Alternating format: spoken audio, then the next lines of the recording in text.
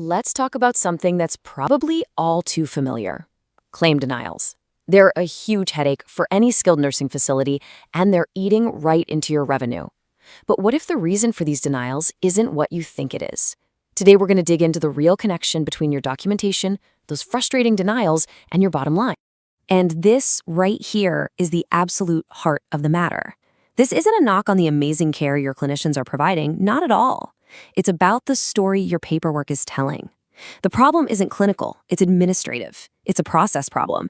And you know what that means? It means it's a problem we can actually fix. That's the million-dollar question, isn't it? If we know these mistakes are predictable, why do they keep tripping us up?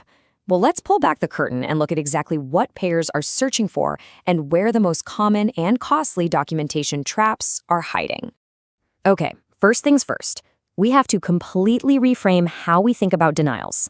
These aren't just random bolts of lightning or bad luck. Nope. They are the direct, predictable result of specific gaps in your documentation process. Think of it like this. Payers are following a trail of breadcrumbs through your paperwork. If even one of those crumbs is missing or out of place, it gives them an open door to deny the entire claim. But here's the good news. Because these mistakes follow a pattern, we can learn to spot them. And even better, we can stop them from happening in the first place. So let's start at the very beginning, the moment a patient is admitted. These initial documents, they're the foundation of your entire claim. And if that foundation has cracks, well, the whole thing is at risk of crumbling. You know, what's wild here is how basic some of these errors are, but their impact is just devastating. A missing physician signature? That's not just a tiny oversight. To a payer, it means there's no proof of medical necessity for the stay, period. Or how about inconsistent ICD-10 codes between, say, a therapy note and the MDS assessment? That's a massive red flag that screams the care doesn't match the diagnosis. These aren't complicated clinical debates. They are clear, simple, and totally avoidable process failure.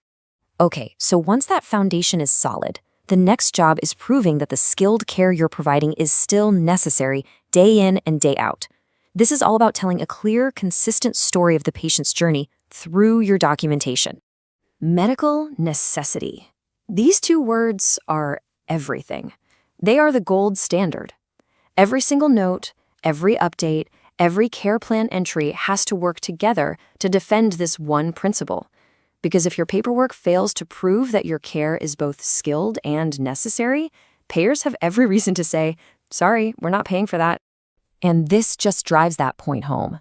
When a reviewer sees the same copy and paste therapy note for days on end, they don't see efficiency. They see a lack of skilled, unique intervention.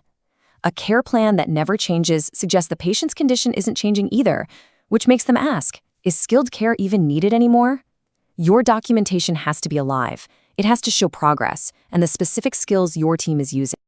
All right, so we've laid out the problems. They're systemic, they're process-driven, and they are definitely costly. So now let's talk about the solution. This is where technology can step in, not to replace our amazing clinicians, but to give them some serious backup. I absolutely love this metaphor of a safety net. Look, your team is laser-focused on providing fantastic patient care. They're busy. It's just human nature that small documentation mistakes are going to happen. An AI-powered system is just working quietly in the background, like a silent partner, looking for those exact errors we just talked about and catching them before they ever have a chance to blow up a claim. So how does this safety net actually work? It's pretty simple. As documents are created, the system instantly validates them. Is there a signature? Check. Do the diagnosis codes match across all the forms? Check. Is the prior authorization attached?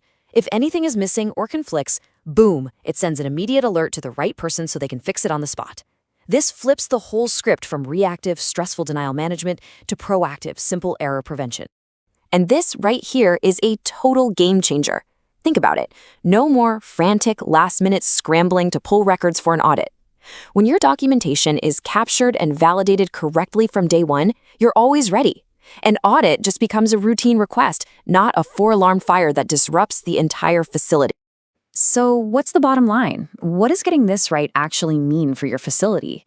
Well, the impact goes way beyond just lowering everyone's stress levels. It directly affects your operations and, most importantly, your revenue. This slide really just says it all, doesn't it? You're basically trading a world of manual rework and fighting old denials for a world of error prevention and clean claims right out of the gate. You're swapping that constant audit anxiety for the quiet confidence of audit readiness. And the big one, you're moving from losing revenue to simple preventable mistakes to actively protecting every single dollar you've earned. Okay, so if you remember anything from our little chat today, let it be these three things. Number one, trying to fight denials after they happen is a losing game. The real solution has to be proactive. Number two, AI is not here to replace your people, it's a tool to empower them, a safety net to catch human error. And finally, number three, the absolute best defense for your revenue is clean, compliant documentation from the start. I'll leave you with this final thought. You already know you're providing excellent care. That's a given, but take a really honest look at your processes. Is your documentation an asset that's truly defending the value of that care? Or is it a hidden liability, accidentally leaving the back door wide open for denials to walk right in?